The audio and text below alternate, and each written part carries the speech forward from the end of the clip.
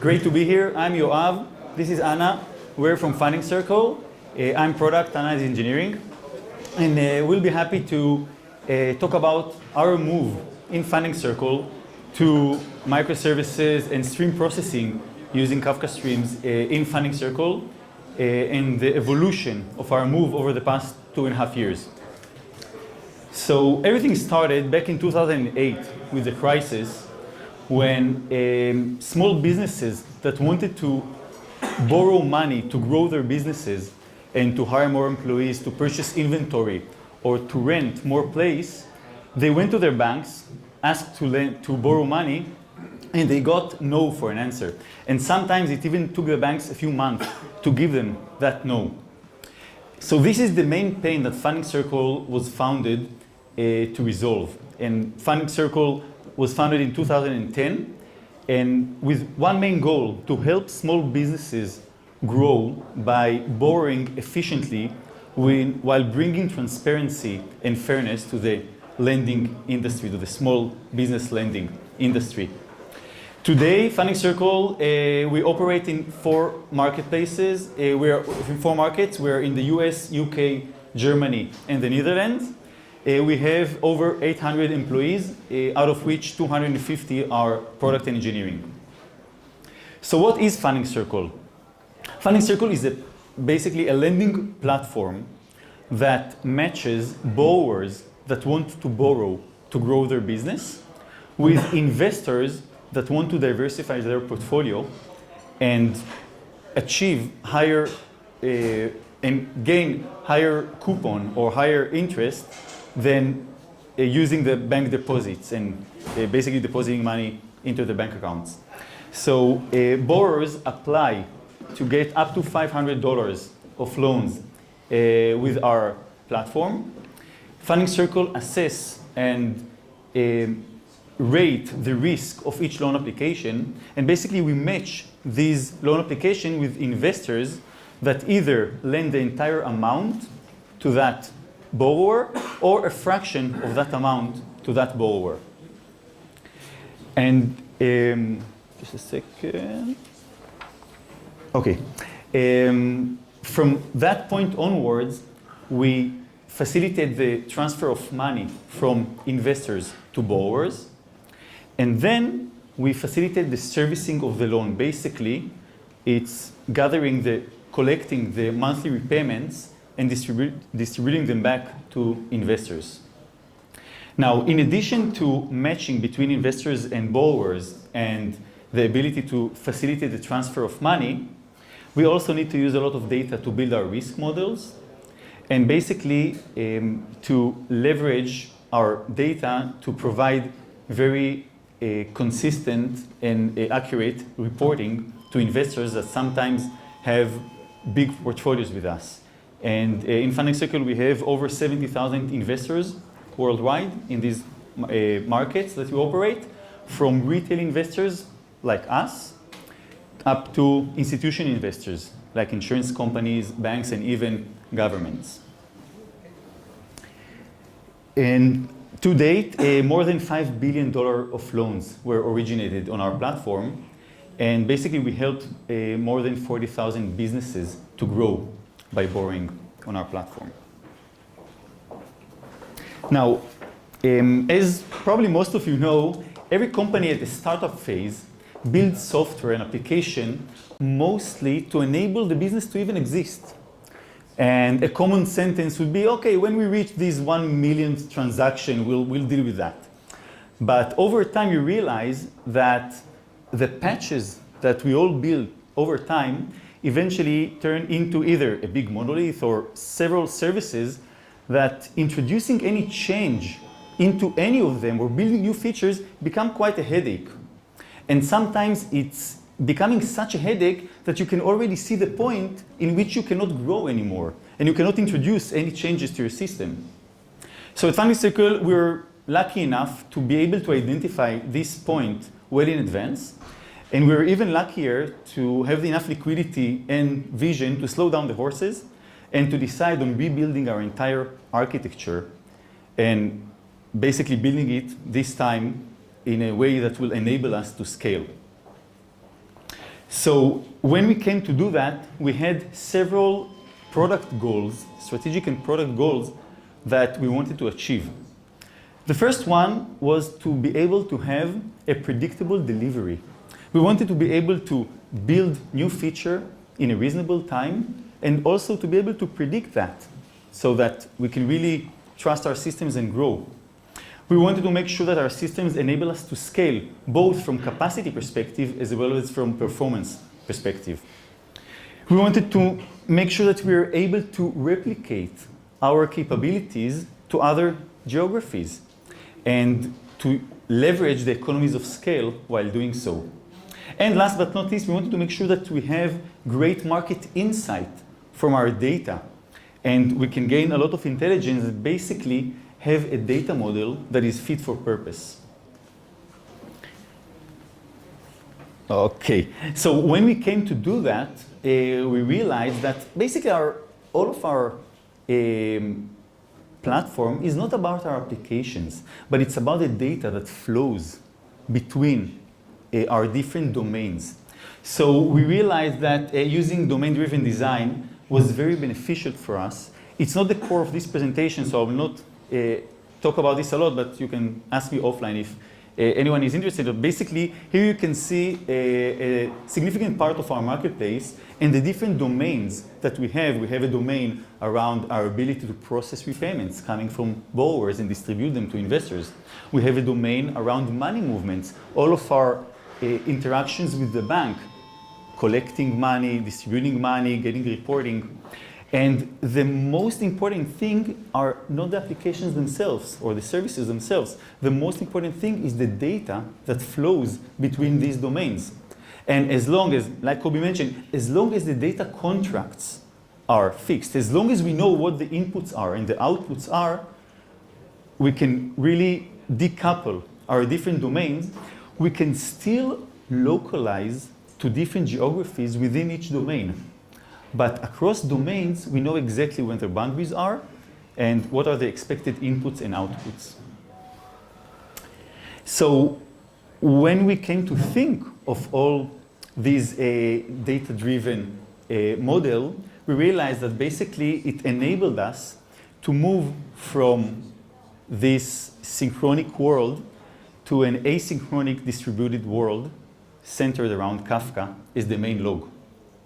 And Anna will now, as I mentioned, I'm from product. Anna will now talk about the engineering stuff and describe to you why we chose Kafka and what were the main challenges that we were facing and still facing during the evolution to move to use Kafka. So now I'll just need to change my microphone setting. Okay.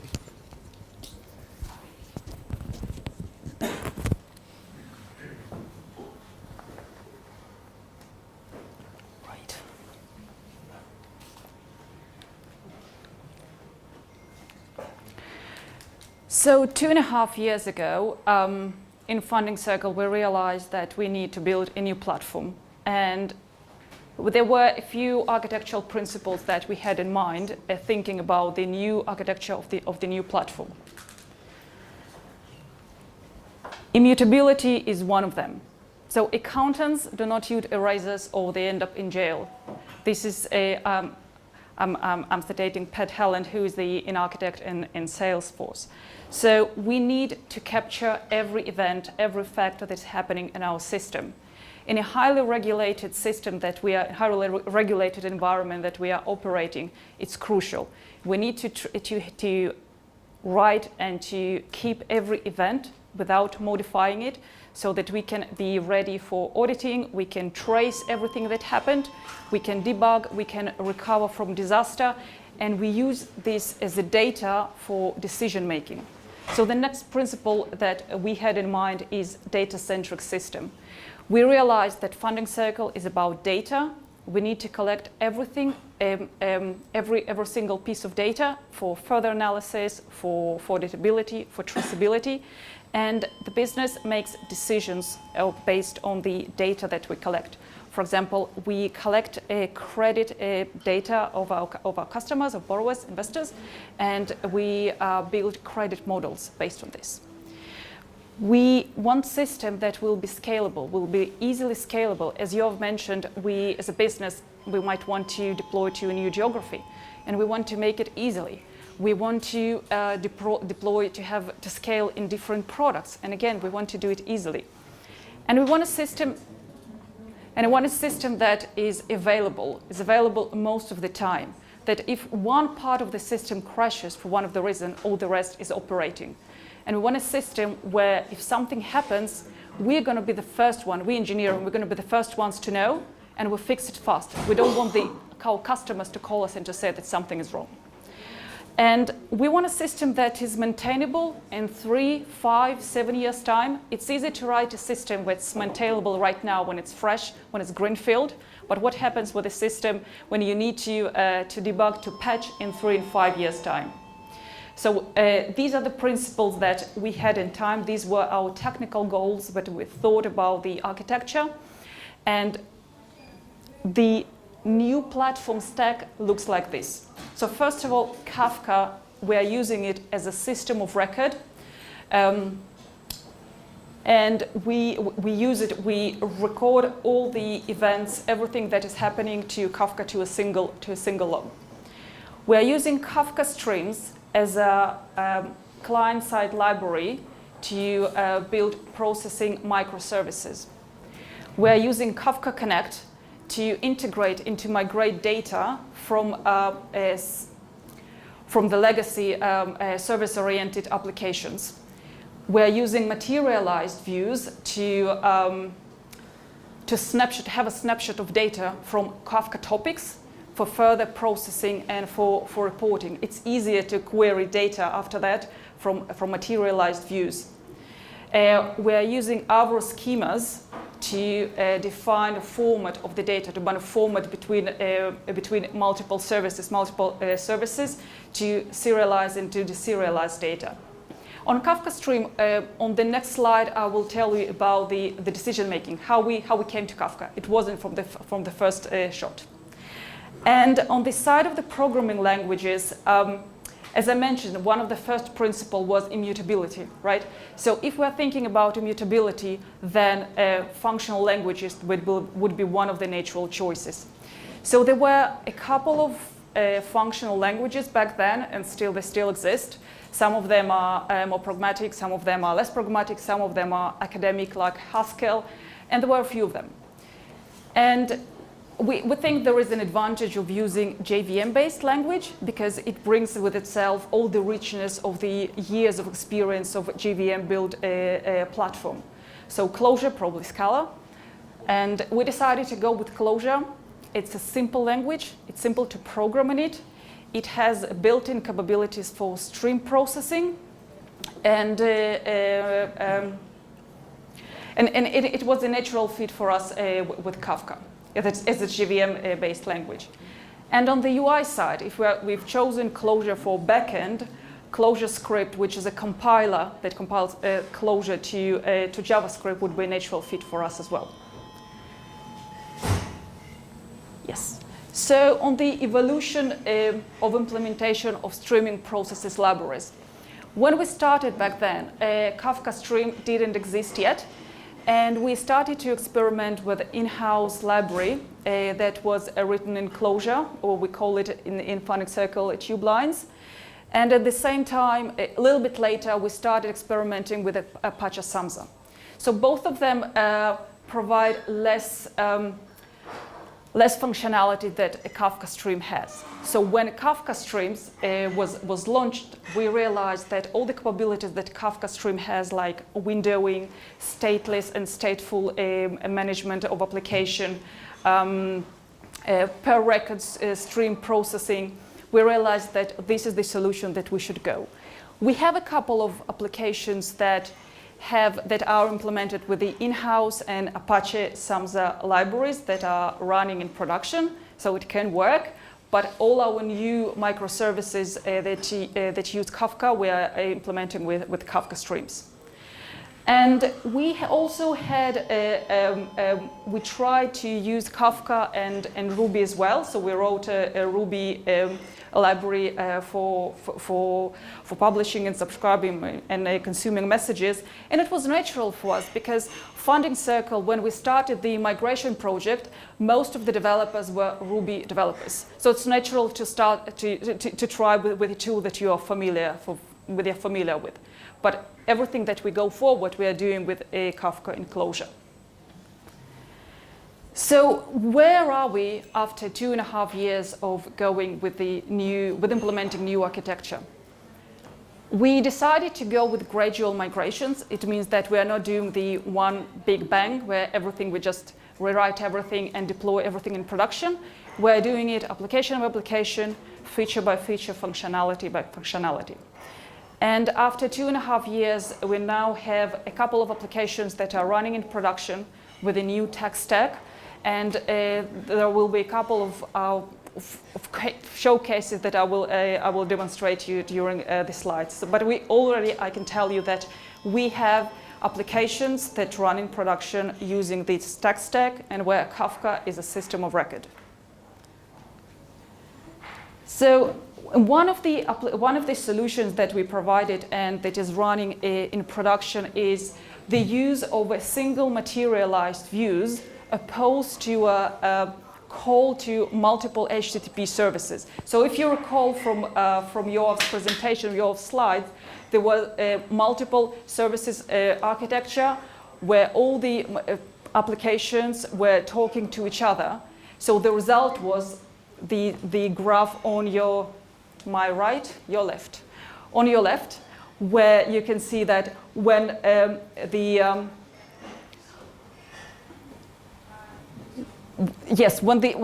response time of the application, querying all the application grows, this is the investor API, when an investor with a very big portfolio needs to get details about their portfolio. So the response time skyrocketed to 20 seconds, and sometimes there were responses. As you can imagine, if an investor, when 100 million pounds calls to know the status of their portfolio and they're getting timeout, it's not a pleasant conversation to have. And then when we implemented the on your right side, on my left side, single view, a single materialized view, the performance is flat. The response time is flat. So after 2.5 years of experience with working with Kafka Streams, I think we've learned some lessons, and there are a couple of interesting experiences that I would like to share with you. A year ago, we launched one of our applications to production. At the beginning, it was running in a shadowing mode so that we can get trust in the application, make sure that it's running as we want it. And back then, we didn't have enough experience with configuration, especially fault tolerance configuration. As Kobe said, that Kafka comes with the fault tolerance capabilities built in, but we didn't configure it well. And what happened in production that we had 3 brokers, and a leader broker was in an unhealthy state. And due to false configuration, the unhealthy broker remained the leader, and the new broker, healthy one, couldn't be chosen. It took us a while to figure out what was happening, why it was happening, and how to fix it. We were in touch with Confluence to debug and to solve this problem. They were with us to troubleshoot it. And there were a couple of lessons that we've learned for this, that we didn't have enough experience with Kafka, with the configuration, that we didn't have enough alerting to find out that there was a broker which has an unhealthy state. And we need to collaborate, right? If we can't figure out something, that we need to collaborate with the knowledge experts, with the data experts. So it was solved. Everything is good. We didn't lose any actual production data because the application was running in the shadowing mode, but we've learned a lot. That's me. Right. So I'll give you a few seconds just to take a look at this tweet. I liked it really much. So yeah, exactly once is hard. And we are currently using Kafka 10, and we want to upgrade to Kafka 11 in a few weeks.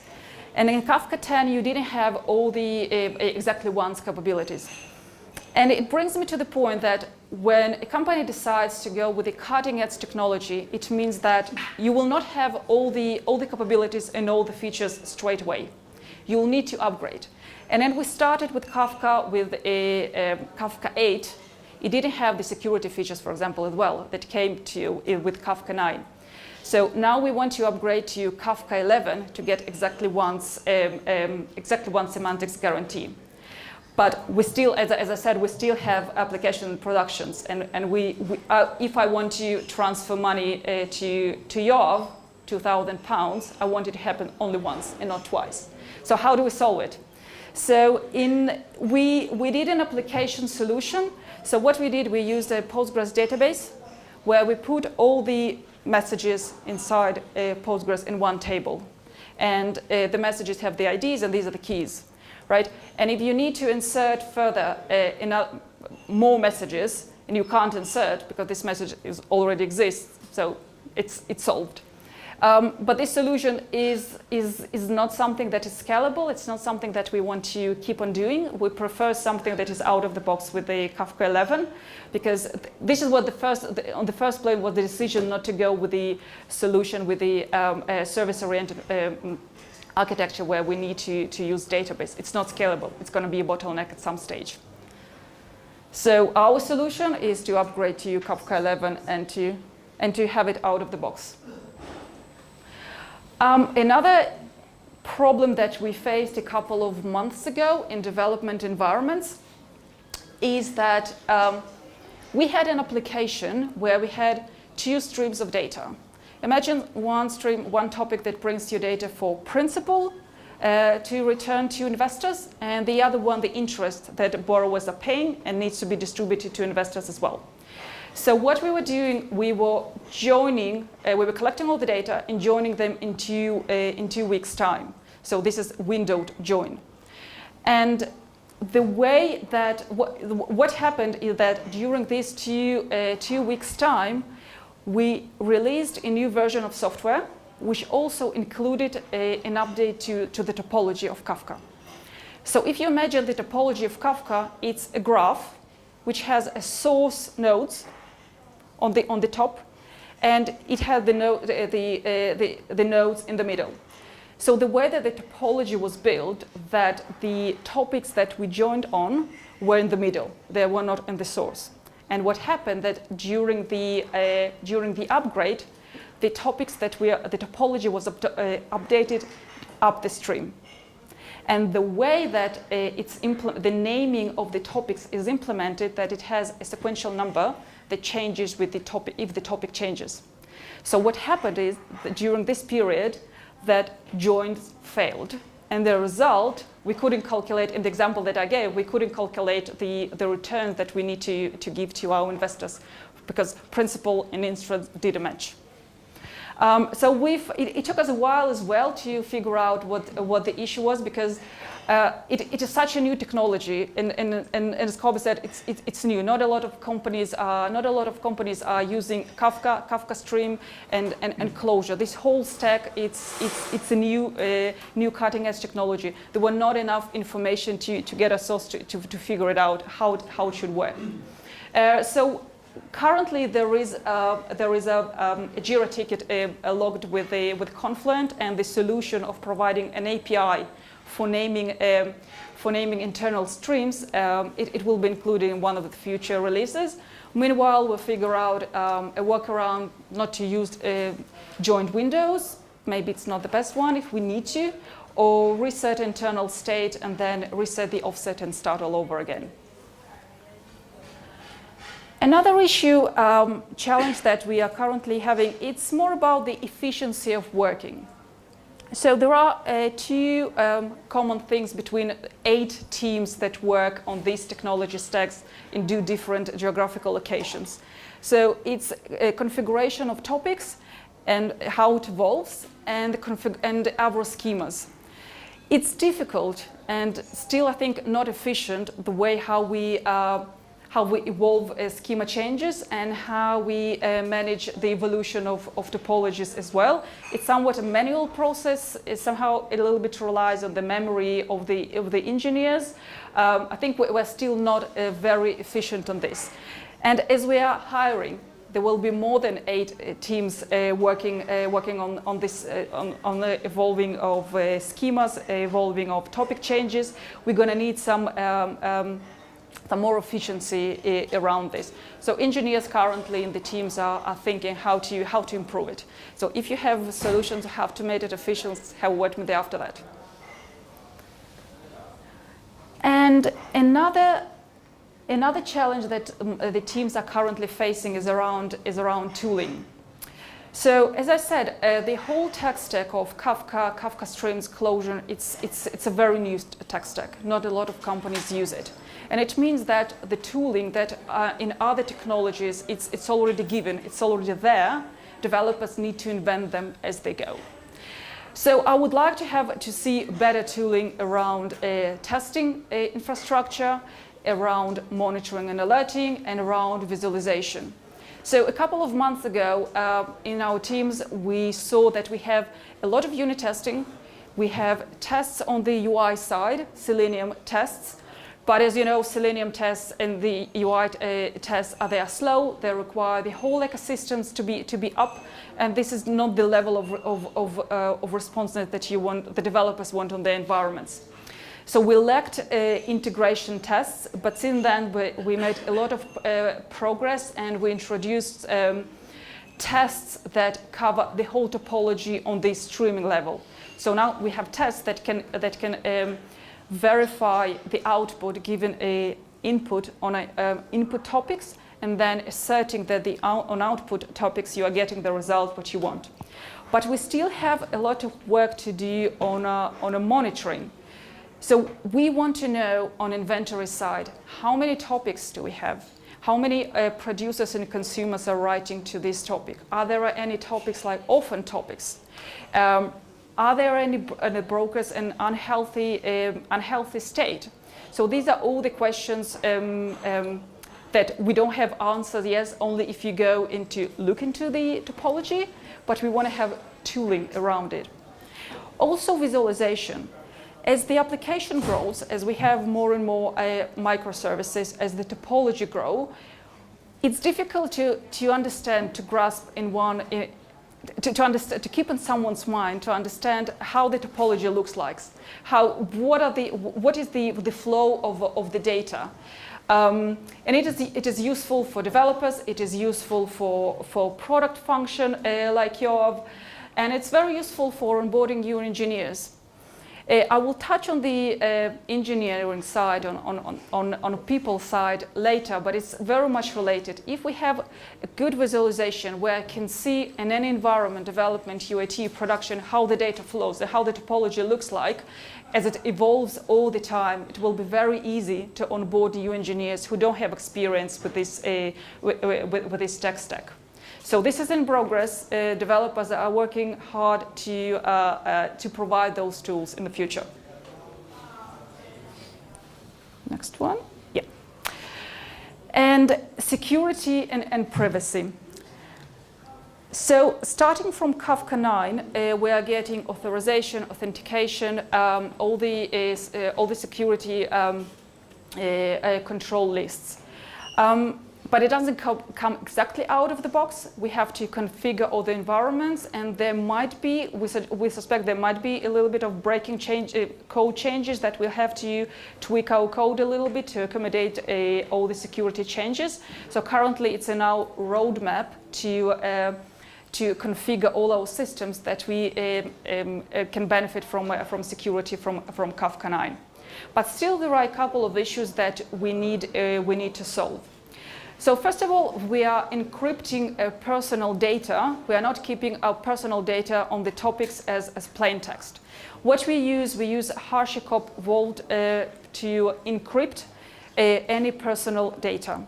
And how do we know where the data comes from? So we are using our schema to define where the personal data can come from.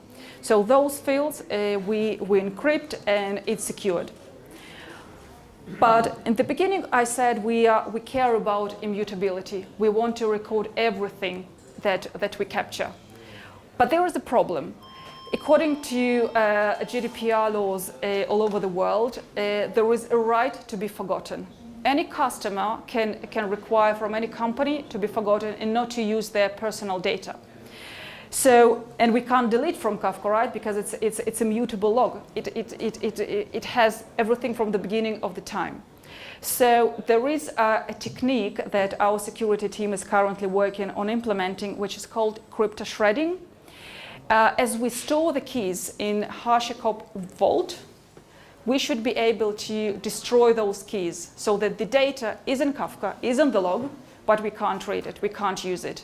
So this is equivalent to deletion of data. This is what we are going to implement. Another issue on the personal data is around bugs. What happens if the personal data comes to one of the fields that we didn't expect to come, right? Sometimes it can happen. And we discovered it, we know which field it came from, but again, we can't delete it. And there is no key to destroy because the data is not in one of the fields that we wanted it to be. So what we think to do is to create a new topic, and then from the old topic that has the contaminated data, we want to build an application that reads from it, filters it, and then publishes to the new topic so that we can destroy the old one. And this is something that we are working this on our roadmap as well. I touched on access control list, that it comes from Kafka 9. As we started with Kafka 8, we didn't have it in the beginning, but now we are working on configuring all of our applications to use it. And another issue is about security and privacy, that some countries might demand that the data of their customers, of their investors and borrowers is stored within the country. So if we decide to deploy our services to Israel, there might be a request to store all of the data inside Israel. But it's much more related to any clustering solution, and we are currently working on having a solution for this as well. And last but not the least challenge that we faced. So Kafka Stream closure, these are very, the whole tech stack is a new mix. And as a hiring manager, it's very hard to find people who will have all those skills. You can sometimes find people who know Clojure, who maybe have a non-professional experience, people who played with Kafka. But having the whole tech stack, it's almost impossible to find. So it's one of the challenges for a company when they hire. What is the plan for? What is the hiring plan? What kind of capabilities and experience we are looking for hiring people? Do they need to have JVM experience? Maybe it's useful because underneath Kafka we have JVM and Clojure as well. Maybe we should be looking for people who have functional languages experience.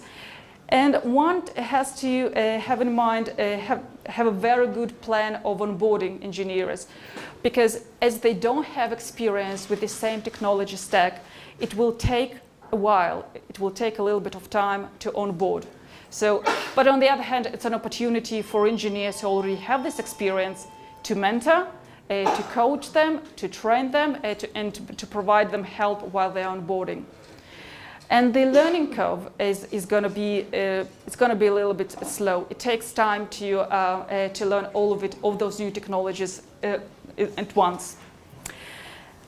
And as a company, taking a technology which is a cutting-edge technology, one has to be very conservative in estimates.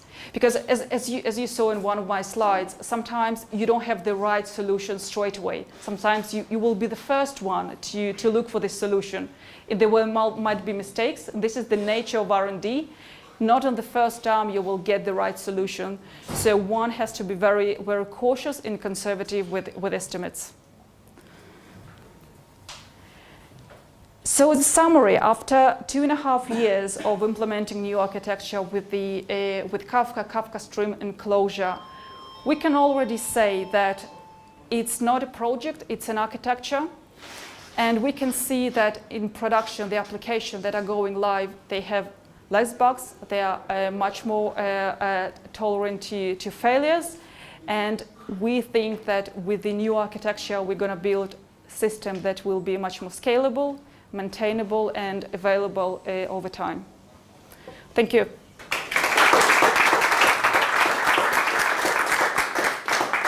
Oh, questions? Yes. How long did it take before you started feeling comfortable with Kafka? The learning curve, how long did it really take? So do you mean a level of confidence of engineers or as a company? I think of the engineer, the company I work for, we're starting to implement Kafka on our software, and as he said, there is a learning curve.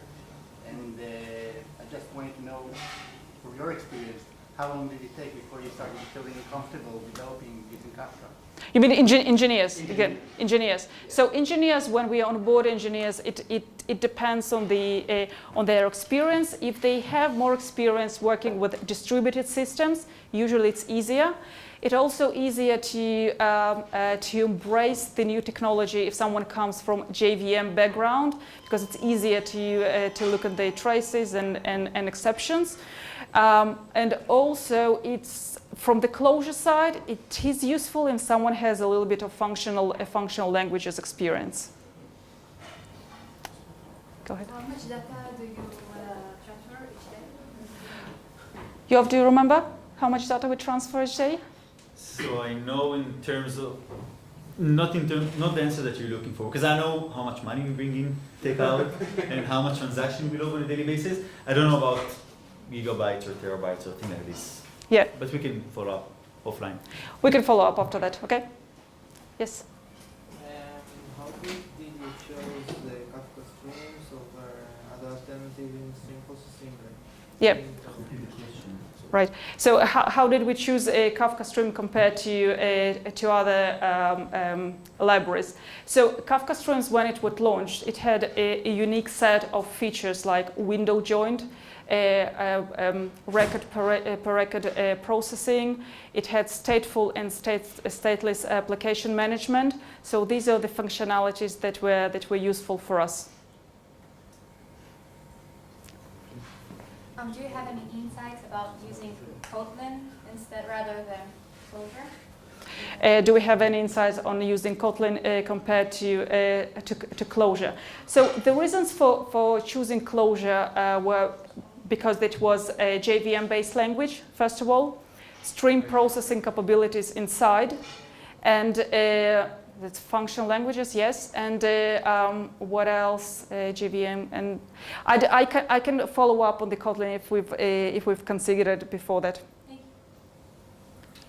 Did you learn all the subjects by yourself, or did you have a company that covered you and like mentored you every day? Mm-hmm. So did we have any? Thank you. Did we have any mentoring or any company that accompanied us learning the new technology stack? So 2.5 years ago, as I said, most of the funding circle engineers were Ruby engineers, and there were a couple of them that decided to move to develop in Kafka, and Clojure. They learned it by themselves. And this is when we're doing now as well. There is very good documentation on Confluent, and there were some courses on Clojure as well. So yeah, engineers are good in starting themselves, learning themselves. Questions? Yeah. Can I ask how long it take for you to beginning of designing this whole architecture until the first application were on production? Yep. How long did it take us to get an application to production? Yeah. Okay. Yoav has more perspective than me. So basically when, oh sorry, I need to be here. So when we started, we had a real evolution of how we deploy stuff, and when we started, we quite quickly were able to deploy our first application. It was what we call a marketplace allocator. It's an application that basically is able to match borrowers and investors. And quite quickly, after a lot of design and thinking of, okay, what exactly it should do from architecture design, spinning up environments and deploying it in 2 geographies, in the UK and the US. We did it, I think, in a couple of months. Yes, but it was after a lot of trial and error at the beginning. At that point, we realized that deploying in 2 geographies at the same time and spinning up environments in the same time in 2 geographies is very challenging, so we decided to focus first on 1 geography to get the lessons and to deploy the other geography. But yeah, today I think today we're able to spin up new services very quickly, I think. Anna can. Yeah, the last one was launched a few weeks ago, very successful. Did you check third-party tools like Stream, Trinity, and others for stream processing? Yes. What are the third-party libraries we looked for stream processing? So we looked into Apache Samza, and we looked into implementing our own application, our own processing library. So these were 2. You didn't check Stream, Trinity, those softwares? I need to get back to you on this one. Okay. Yes. I have a question. How do you scale it up or out actually? Do you use containers or Kubernetes? Because we've been having this trouble where we use Docker containers like the Swarm, and we didn't have an API to scale it according to the lag in the topic because we didn't want to lose any data. So I'd love to know if you actually implemented something like that. Yes. So the question was how we use how we scale with containers. So we use containers. We used Docker as well, but this is we use a lot of things on this. So can we speak maybe after this? So. All right. Thanks. So let's talk after. Yes. All the part was distributed. I didn't say, it's not wasn't the slideshow. The Kafka Connect was distributed also. Do you mean where we used Kafka Connect? If you're using Kafka Connect as a standalone or distributed mode? I need to check this one. So the question was how we use Kafka Connect as a distributed, as standalone. My guess would be distributed, but let me check and we can chat after. Okay. This is all. Thank you so much.